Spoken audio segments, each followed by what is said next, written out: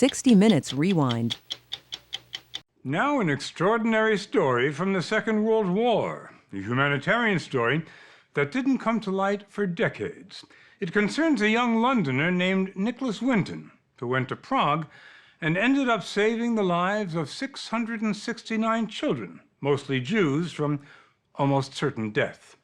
As we first reported last April, his story begins at the end of 1938 with Europe on the brink of war. In Germany, violence against Jews was escalating, and the infamous Munich Agreement paved the way for Hitler's armies to march unopposed into Czechoslovakia. In London, Nicholas Winton had been following events and knew that refugees fleeing the Nazis were in dire straits. He went to Czechoslovakia to see if there was anything he could do to help. What's strange is that for almost 50 years, he hardly told anyone about what he'd accomplished. And for 50 years, the children knew nothing about who had saved them or how.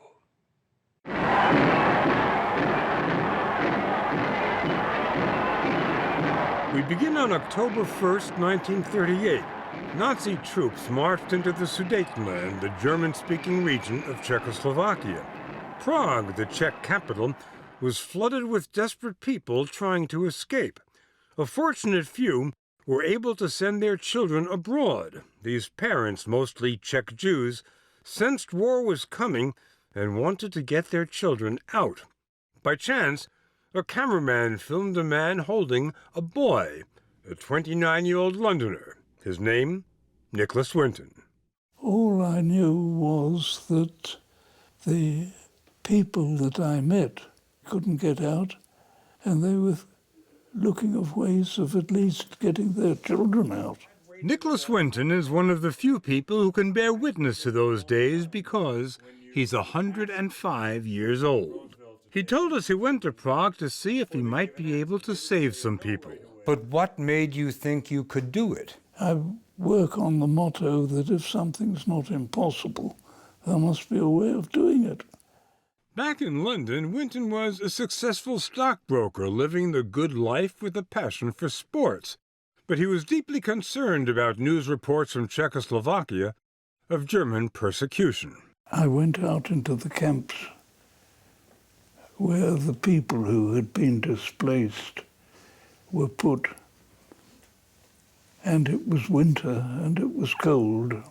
Emigration wasn't an option. The world's doors were closed to the refugees. Conditions in the camps were brutal for the 150,000 people trapped there, especially for the children. And no one focused on them until Nicholas Winton. But what did he do? We went to Jerusalem, to Yad Vashem, Israel's memorial to the victims of the Holocaust, and asked Dr. David Silberklang, a senior historian there. And Winton went, set up shop in a hotel in the center of the old city in Prague, and began looking into how can I organize getting some of these refugees, particularly the children, out of here. What kind of experience did he have to qualify him for this immense bureaucratic task? None. Winton set up a small organization with one aim: to get as many kids out as fast as possible. People started coming to him in increasing numbers. He didn't have time in the day to meet them all. He'd work till 2 in the morning, get up early in the morning to meet the next people. As more and more were coming, saying, take my child, take my child. By the time he returned to London, he had a list of hundreds of children and set out to convince British authorities to take him seriously. He did it by taking stationery from an established refugee organization, adding children's section, and making himself chairman. So that eventually they had to adopt me. So in fact, you managed to do what you did through a little deception, a little smoke and mirrors. Yes, to a certain extent, yes. It required quite a bit of ingenuity. No, it just required a printing press to get the notepaper printed. The children's section operated from a tiny office in central London. Winton's mother was in charge. The staff were all volunteers. During the day, Winton worked as a stockbroker. Evenings, he wrestled with the British bureaucracy. Did you approach any other countries to take some of the children? The Americans. but the Americans wouldn't take any, which was a pity. We could have got a lot more out. Winton had written President Roosevelt asking the U.S. to take in more children. A minor official at the U.S. Embassy in London wrote back the U.S. was unable to help. Britain agreed to accept the children, but only if Winton found families willing to take them in, so he circulated the children's pictures to advertise them. But even after a family chose a child, British authorities were slow in issuing travel documents, so Winton started having them forged. He also spread some money around. Took a bit of blackmail on my part.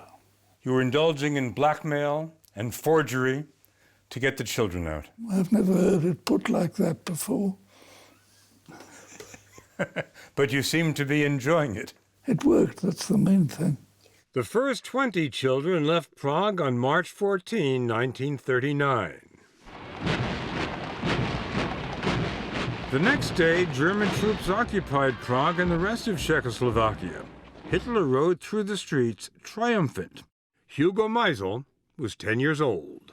Do you remember the Germans coming into Czechoslovakia? Not only do I remember, I personally saw Hitler standing up in the car, and the children were expected to say Heil Hitler and so forth. I remember as if yesterday. It wasn't long before violence against Jews, property confiscations, and forced labor that began in the Sudetenland spread throughout Czechoslovakia. But the Nazis allowed Winton's trains to leave, in keeping with their policy to cleanse Europe of Jews. Hugo Meisel's parents decided it was time to put him and his brother on one of the trains. I remember that they told us that we were going to England, maybe 2 or 3 months. It would be a holiday for us, and that they would join us very shortly thereafter. And you believed them? Absolutely. Were your parents emotional when they said goodbye to you? No, I've asked myself that question many times, how my parents had the strength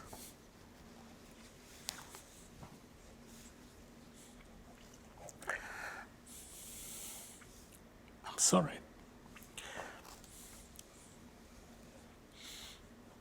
It never occurred to me that what they were saying to us was not true. In other words, that they realized that they would not be joining us within a short period of time. Over the spring and summer of 1939, 7 trains carried over 600 children through the heart of Nazi Germany to Holland, where they took a ferry to the English coast. From there, they caught a train to London.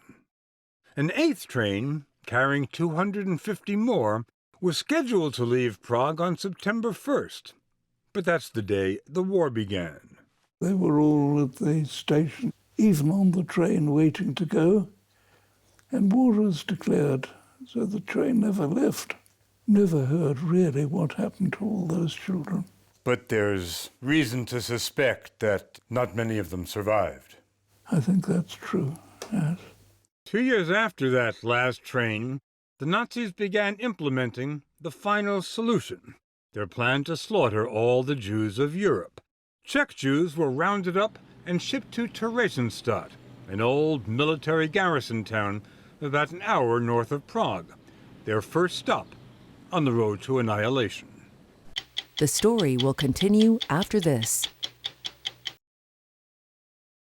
These tracks were the exit from Theresienstadt, the only exit. The tracks led east. The trains were called Polish transports. Destination, Auschwitz. Some 90,000 people took that one-way ride. Among them, almost all the children, so Nicholas wasn't able to get out in time. Their parents, and the parents of the children, already in England. After the war, you went back to Czechoslovakia. Was there one instant where you accepted the fact that your parents were dead? When films were being shown of people walking in concentration camps, Auschwitz and so forth, there's so many shots being taken by the Germans and so forth.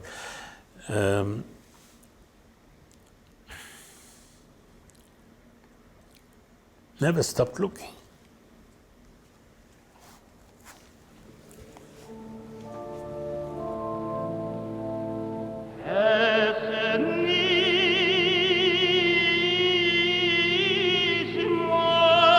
The name of every Czech Jew murdered in the Holocaust is painted on the walls of Prague's Pinkas Synagogue.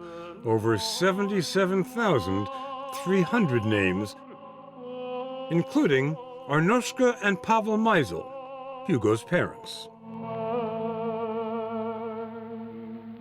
And Nicholas Winton? During the war, he volunteered for an ambulance unit for the Red Cross, then trained pilots for the Royal Air Force. He got married, raised a family, earned a comfortable living. For 50 years, he told hardly anyone what he had done.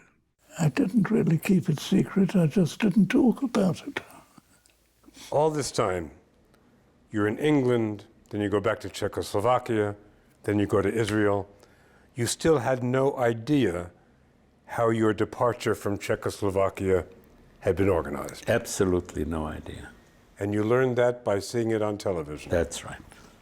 In 1988, the BBC learned about Winton's story and invited him to be part of a program. He had no idea that the people sitting around him were people he had saved. Can I ask, is there anyone in our audience tonight who owes their life to Nicholas Winton? If so, could you stand up, please?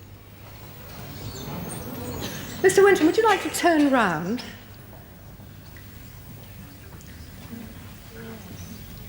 On behalf of all of them, thank you very much indeed.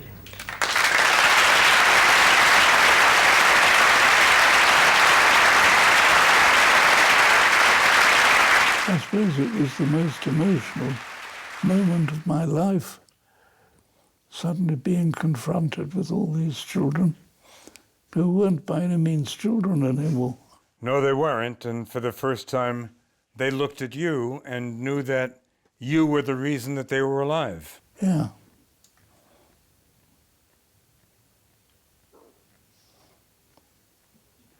True. I wore this around my neck, and this is the actual pass that we were given to come to England, and I'm another of the children that you saved. Lady Milena Grenfell Baines describes Winton as one of the most modest people she's ever met. Why do you think he didn't say anything for 50 years? I think it was in his nature. He really felt that he'd done all he could, and having got those children settled, he felt, been there, done that, my job's done, I've got other things to do. Other things. For the last 50 years, Winton's been helping mentally handicapped people and building homes for the elderly. We've just opened our second old people's home, and it's full, and it's doing very well. And there are plenty of old people like me to go in. But you're not there, you're at home. Oh, I'd hate to go into one of my own homes. Don't print that. Sir Nicholas Winton. In 2003, Winton was knighted and became Sir Nicholas Winton.